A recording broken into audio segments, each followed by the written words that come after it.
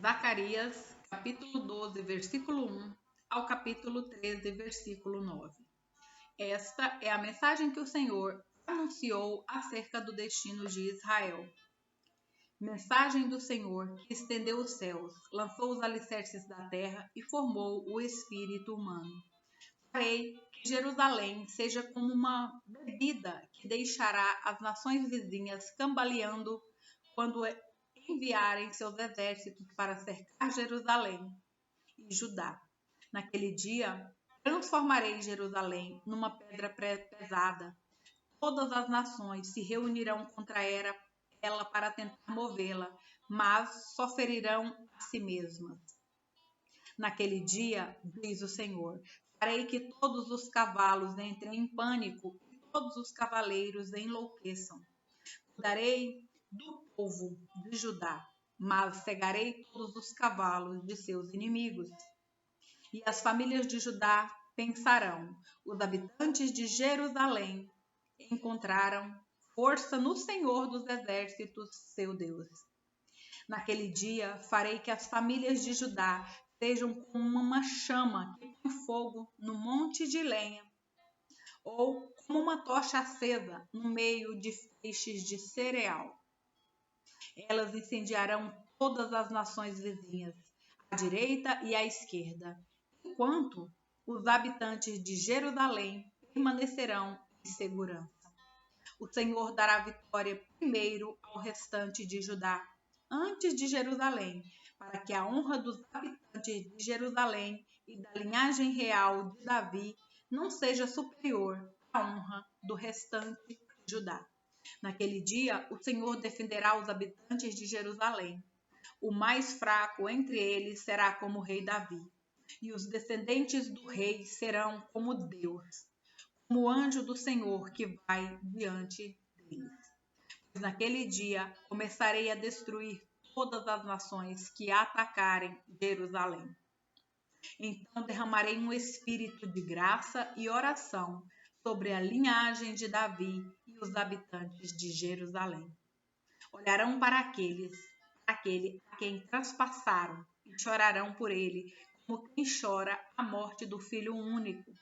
Lamentarão amargamente por ele, como quem lamenta a perda do filho mais velho.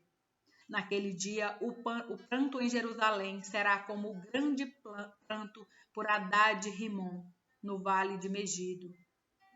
Todo Israel chorará, cada família separadamente, os maridos longe das esposas.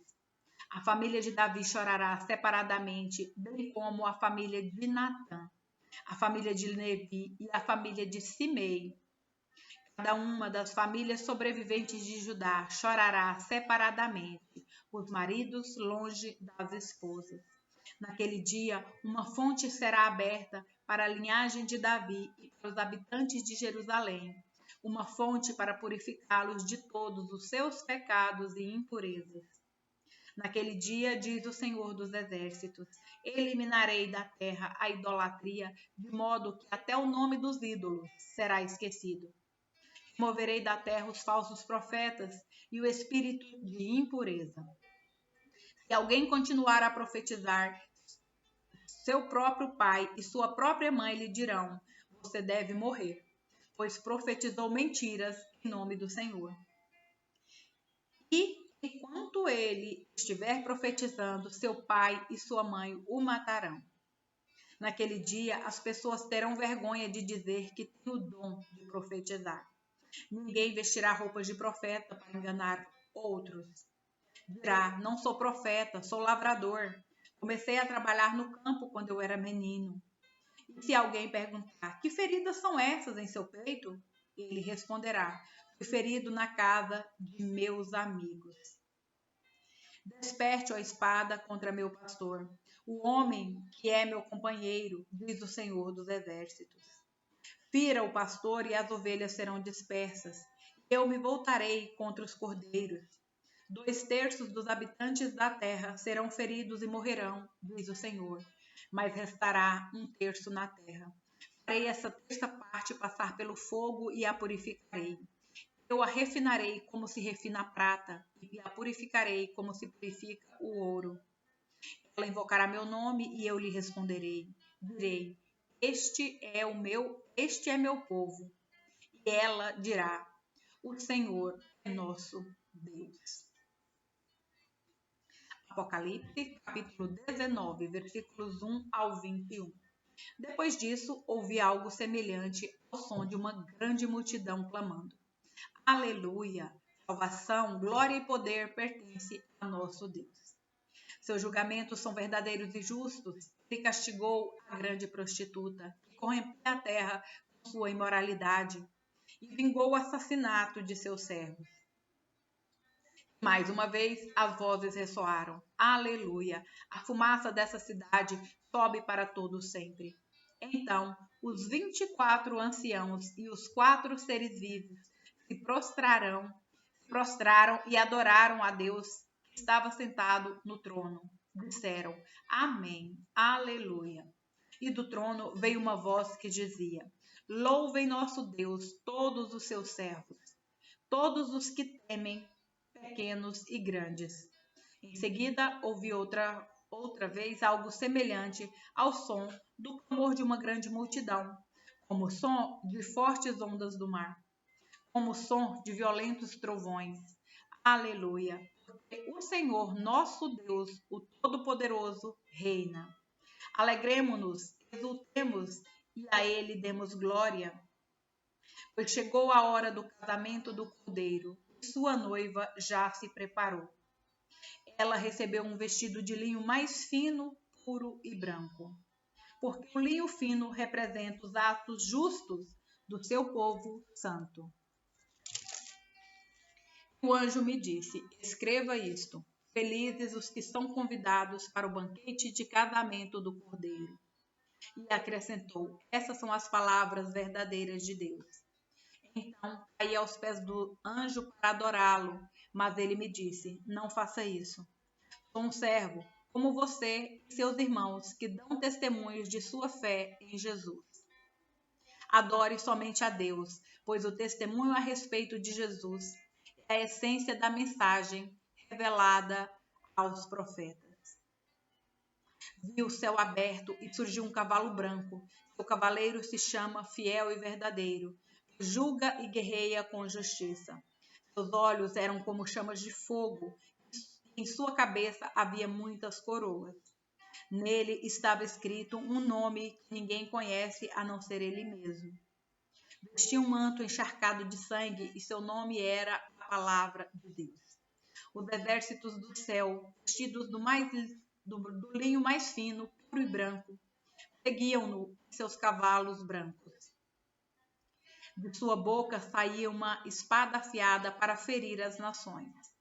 Ele as governará com cetro de ferro e esmagará as uvas no tanque de prensar da furiosa ira de Deus, o Todo-Poderoso. Em seu manto, na altura da coxa, estava escrito o nome: Rei dos Reis e Senhor dos Senhores. Então vi um anjo em pé no sol. Gritava para as aves que voavam no ponto mais alto do céu: Venham, reúnam-se para o grande banquete que Deus preparou. Venham e comem a carne dos reis, dos generais e dos fortes guerreiros, dos cavalos e de seus cavaleiros, de toda a humanidade, escravos e livres, pequenos e grandes. Depois vi a besta e os reis da terra e seus exércitos reunidos para lutarem contra aquele que montava no cavalo e contra seu exército. Mas a besta foi presa e com ela o falso profeta, que fazia sinais em seu nome, sinais que enganaram todos que haviam recebido a marca da besta e adoravam sua estátua. Tanto a besta como seu profeta foram lançados vivos no lago de fogo que arde com enxofre.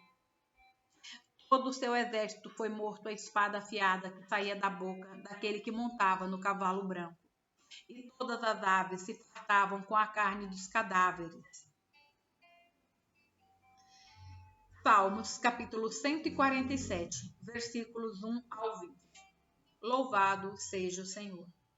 Como é bom cantar louvores ao nosso Deus, como é agradável e apropriado. O Senhor reconstrói Jerusalém e traz os exilados de volta a Israel. Ele cura os de coração quebrantado e enfaixa suas feridas contra as estrelas e chama cada uma pelo nome. Nosso Senhor é grande, seu poder é absoluto. É impossível medir seu entendimento. O Senhor protege os humildes, mas lança os perversos no pó. Cantem com ações de graças ao Senhor. Cantem ao nosso Deus louvores com a harpa. Ele cobre os céus de nuvens, provê chuva para a terra e faz o capim crescer nos montes. Alimenta os animais selvagens e dá de comer aos filhotes dos corvos quando pedem. Seu prazer não está na força do cavalo, nem no poder humano. O Senhor se agrada dos que o temem, dos que põem a esperança em seu amor. Exalte o Senhor a Jerusalém, louve seu Deus, ó Sião. Ele reforçou as trancas de suas portas e abençoou seus filhos dentro de seus muros. Ele conserva a paz em suas fronteiras e satisfaz sua fome com o melhor trigo. Ele envia suas ordens ao mundo e sua palavra corre veloz. Envia a neve como lã branca e espalha geada sobre a terra como cinzas. Lança granizo como pedras. Quem é capaz de suportar o frio intenso? Então, por sua ordem, tudo se dissolve. Envia seus ventos e o gelo derrete. Ele revelou sua palavra a Jacó, seus decretos e estatutos a Israel. Não fez o mesmo com nenhuma outra nação. Elas não conhecem seus estatutos. Louvado seja o Senhor. Provérbios, capítulo 31, versículos 1 ao 7. Os ditados do rei Lemuel têm esta mensagem que sua mãe lhe ensinou. Meu filho, filho do meu ventre, filho de meus votos, não desperdice sua força com mulheres, nem sua vida com aquelas que destroem reis. Não convém aos reis, ó Lemuel, tomar muito vinho. Os governantes não devem desejar bebida alcoólica. Os governantes não devem beber bebida alcoólica. Se beberem, pode ser que se esqueçam da lei e deixem de fazer justiça aos oprimidos. O álcool é para os que estão morrendo, e o vinho para os que estão amargurados. Bebam para se esquecer de sua pobreza e não se lembrar de suas dificuldades.